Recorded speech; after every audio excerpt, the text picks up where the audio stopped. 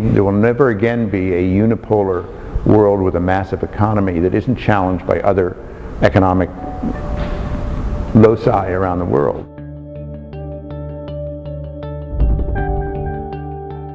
How can we increase the role, the respect, and the admiration for design within society? Because designers do have a contribution to make.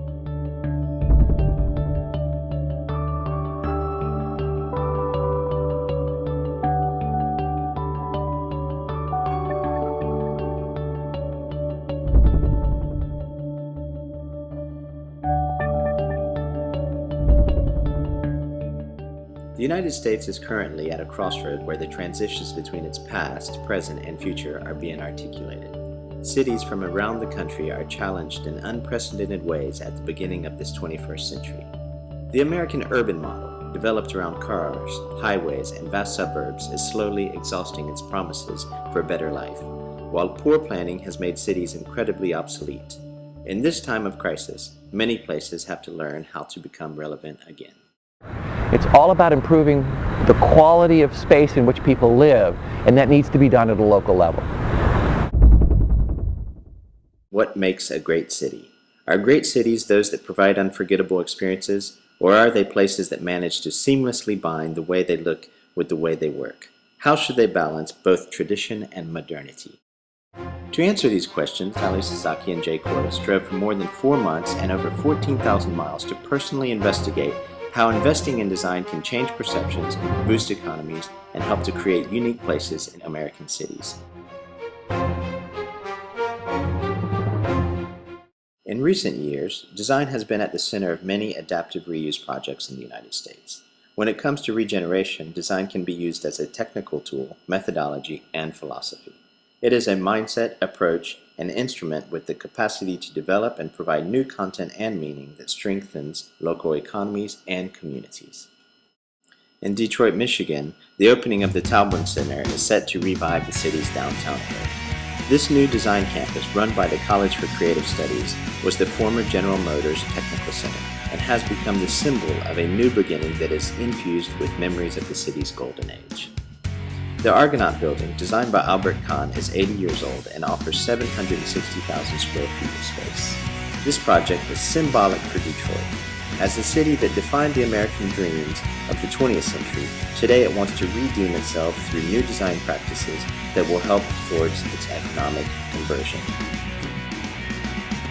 We have to do something to change the cycle and to get the kids the proper education so that they can compete, with other, like suburban kids or whatever other kids there are, to get a job or get a better education. And this is going to be one of those examples.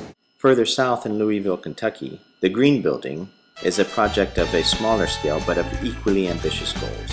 It is a model of architectural preservation with a modern core, an authentic masonry structure, natural lighting, eco-friendly materials, renewable energy systems, solar panels, geothermal wells, and most original of all, a recycled denim installation. This project shows that historic preservation can be compatible with environmentally sustainable design, an issue that is often raised by the U.S. Green Building Council. The owners Gil and Augusta Holland are now waiting to receive a LEED Platinum certification. LEED is the Leadership in Energy and Environmental Design, a national rating system that looks at the design, construction, and operation of highly efficient green buildings. The built environment works as a physical representation of the passage of time. Craftsmanship embodies the practices and intangible knowledge that is passed from one generation to another. What would New Orleans be without the Bevelot family, designer makers of the original French Quarter lights since 1945? Cage Pounds is a very well-known Louisiana architect, came in and drew this light, which is now known as the original French Quarter light. And this light now can be found in 28 countries in all 50 states. Designers are promoters and purveyors of local indigenous craftsmanship and culture. Such practices help define local identity, strengthen communities, and are a measure of quality, motivation, and skill that reflect the vitality of a city. Tim Bessel owns a small surf shop and shaping studio located on the idyllic cliffs of La Jolla, not far from San Diego, California. His passion for surfing and surfboard shaping was formed over the course of several decades that started when he was a young teenager. After years of training with the most respected shapers, he eventually became one of the most recognized experts in the industry. Surfing culture has become indigenous to the San Diego area and is a craft that reflects many of the traits associated to the region. There's three phases of shaping. There's the first phase, which is the design phase, which is where I have an idea in my mind of where we want this board to go and an image of the final product. The second phase is the roughing phase, and that's where I take these tools, these saws, these planers, and generally get the board to basically 90% of where I want it, or maybe even 95%. And then I take these other tools that I make by hand to finish off the board. So those are the three phases. So it's a concept, it's roughing the board, and then refinement of the board. Unfortunately, global competitiveness has led many San Diego companies to manufacture their surfboards in Asia and therefore relocate their headquarters. Tim Bessel believes in the handcrafted integrity and quality of his brand. Despite higher prices, a loyal customer base orders his products continuously, both locally and internationally. After my 30-some-odd year and almost 50,000 boards of manufacturing, what I really care about is making the best surfboards in the world. In Austin, Texas, Todd Sanders' creative work builds on a craft tradition that is threatened by the rise of technology and cheaper manufacturing costs. Austin and its region have a proud heritage of handmade neon signs and lettering that have slowly been replaced over the past decades. Todd Sanders looks at neon sign making as a craft, positioned somewhere in between art and design. My name is Todd Sanders. I'm in Austin, Texas, and this is my art. They look like a collection of antique neon signs, but I actually create these from scratch. They're all designed by hand, no work is done on the computer. And then I have some other people help me with the construction part of it, but I do all of the weathering and most of the lettering and everything on the pieces. Some of these are done for magazine ads or magazine covers, and then some are actually used as movie props and things. The biggest part of my work is actually decor, home decor, and they're being considered as fine art now. People are putting them into art collections. This type of aesthetic and methodology, which once was a reflection of American innovation, is now being sustained as a local tradition. Austin's image is distinctive in the United States because it has been capable of keeping and renewing its own cultural essence. The modern traveler searches new experiences that feed his search for local culture, originality, and authenticity from past and present times. Hotels are places where such experiences can be found. Independent hotels that have existed for generations have proven to be dynamic creative hubs that reflect what a local community can achieve together. In the past few years, the popularity of the American mid-century modern style has resurrected old motels built in the 1950s. The Pearl in San Diego and the Valley Ho in Scottsdale are successful examples of places that not only work as relics that reflect America's golden age, but also offer the modern services and amenities that are indispensable in the 21st century. Designers, artists, photographers, musicians, tourists, and local neighbors like to grab their coffee at Joe's and slowly sip their drink in the courtyard of the San Jose Hotel. On weekends and during the summer mornings especially, nothing stops the long lines from appearing in front of the building. Near the pool, it is crowded and light. In a decade, the San Jose Hotel has become the headquarters for local creative people, and its presence has transformed South Congress Avenue, making it one of the most vibrant streets in Austin, Texas, and the United States. The San Jose Hotel was originally built in 1938, and in Austin it was built as this ultra-modern motor court. So this served in the 30s, 40s, 50s as this, haven for legislators and sort of really sort of high-end clients here. In the 50s, I-35 was built that went through Austin and bypassed Congress as a highway. So it declined rapidly through the 70s and 80s, and buildings and businesses kind of closed shop, and it was kind of forgotten. Before going through its last transformation as a Trinity Hotel. In its promotional material, the San Jose refers to itself as a place with a soul. By blending its unconventional history and its creative community in a regenerated design environment, This hotel holds the historical stories and narratives that continue to define the city's unique character. At the modern hotel in Boise, Idaho, the sinks are unconventionally shallow and there are no shower curtains in the bathrooms. One might think that these choices were made entirely for aesthetic reasons. In fact, the owner Elizabeth Tullis had a green vision for the 1950s former Travel Lodge. We had a wonderful design team. So every week we would get together and we would have the form and function conversation. I was, of course, the function because I wanted to make sure that the rooms, worked. They were functional for both the guests and the staff who needed to, take care of them and maintain them. So we would get together every week and say, does that work? The designers would have an idea and we'd discuss, okay, how does that work in every concept that, we're thinking of with every room. Unlike chain motels that are sadly homogeneous, lacking style and comfort, the modern strikes a perfect balance between style and function. It is a 21st century model for other independent motels to follow. Is it good just because it's old? Is it good just because it's new? More importantly, can't we support both? Is there a way to separate the question of value from the question of age? Santa Fe, New Mexico is, spatially, a unique cultural experience. The historic Pueblo architecture used to house galleries and museums showcases Native American craftsmanship and indigenous art. The city works like a container with a focused thematic approach dedicated to traditional practices. What is lacking is a contemporary twist that could bring renewed energy and reconnect old and young generations. There's not a lot for young people to do here. It is kind of like a vacation city, and so keeping young people, I'm talking about 20 to 30s, they're here for a year or two, but then they're off doing something else in another city. Santa Fe seems to be resisting the type of transformations that might suggest an idea of the future that could be built around new creative practices. With historic places, the inability to break off from the past is at risk. The overwhelming presence of historic sites can turn cities into museums. Cities should not only be physical containers, but places where new meanings are being forged and new ideas are stimulated. Savannah, Georgia is a beautiful and unusual kind of place. The city experienced an overhaul due to the presence of the Savannah College of Art and Design, a creative education empire established in 1978 that now counts 4 campuses in 3 different countries and over 9,000 students. Walking around in Savannah, one can only notice the overwhelming presence of SCAD and the instrumental role it has played in restoring the historic districts.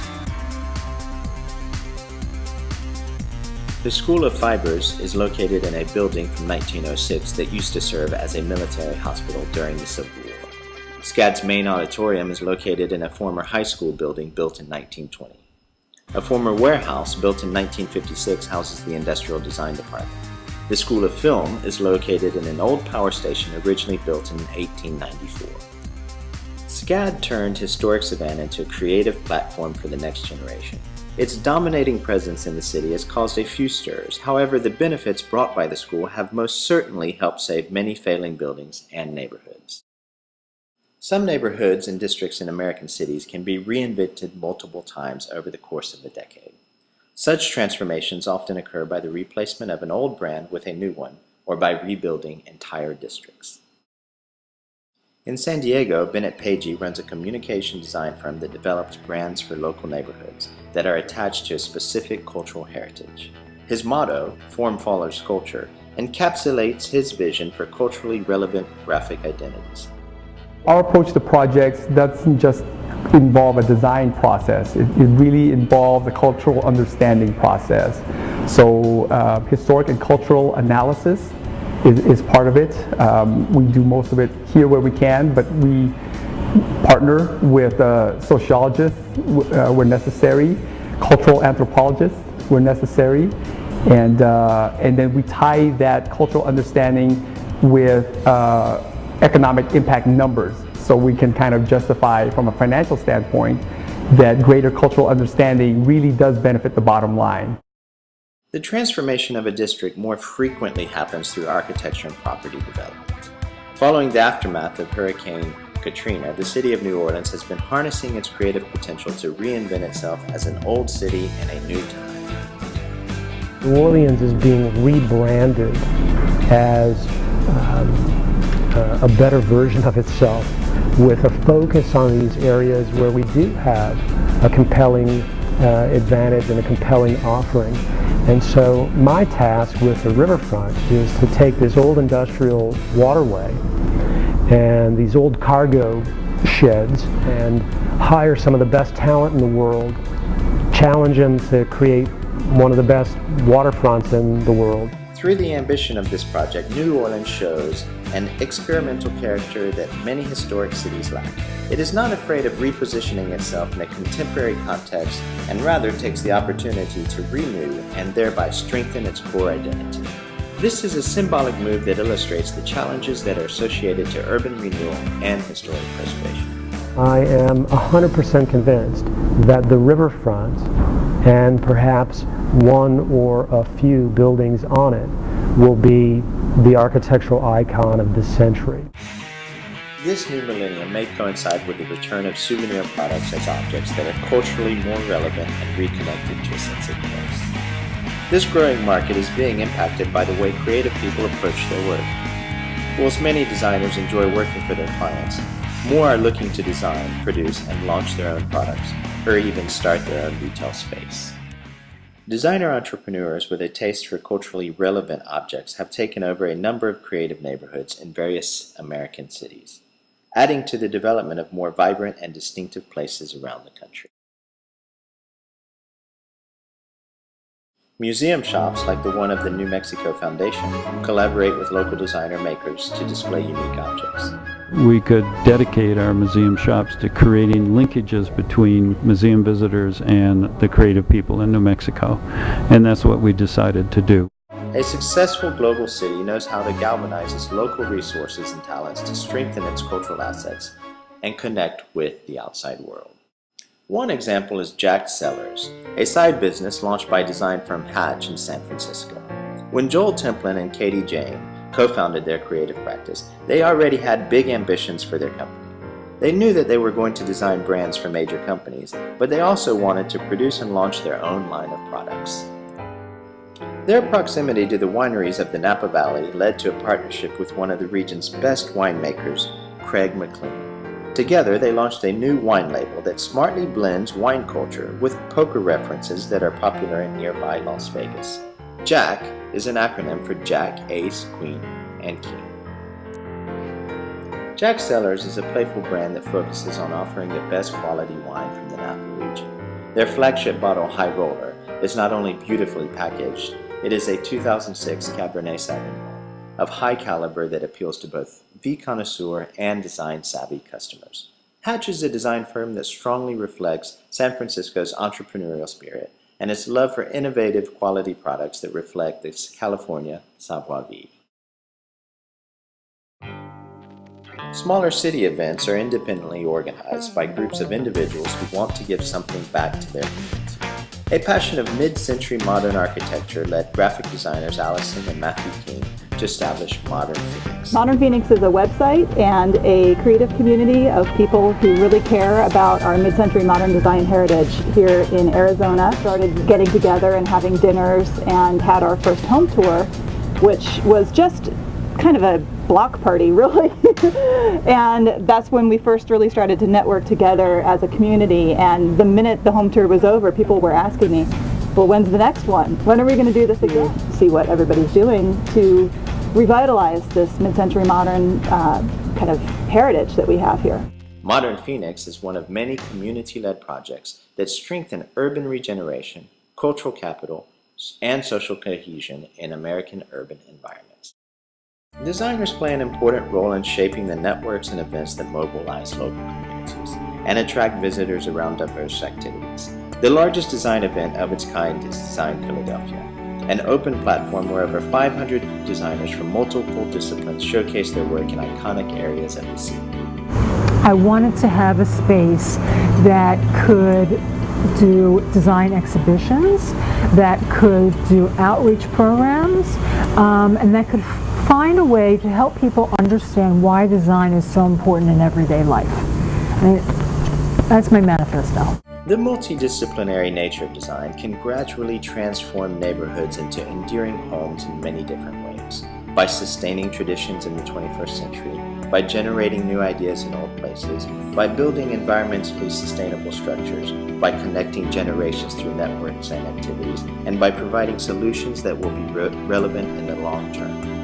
Great cities are those that make their local community proud and inspire visitors to do as well in their own neighborhoods. In this time of crisis, American cities are in the process of learning through their past failures in order to build a better future for themselves. The perfect city does not yet exist and may never be. However, by sampling best practice models from various places, it is easier to imagine what such place could look like and how it would function. The integration of creativity and design interventions make urban environments more relevant as experimental grounds. Designers can point to new directions and fight preconceptions. They make the formerly inconceivable more visible and help build better places one step at a time.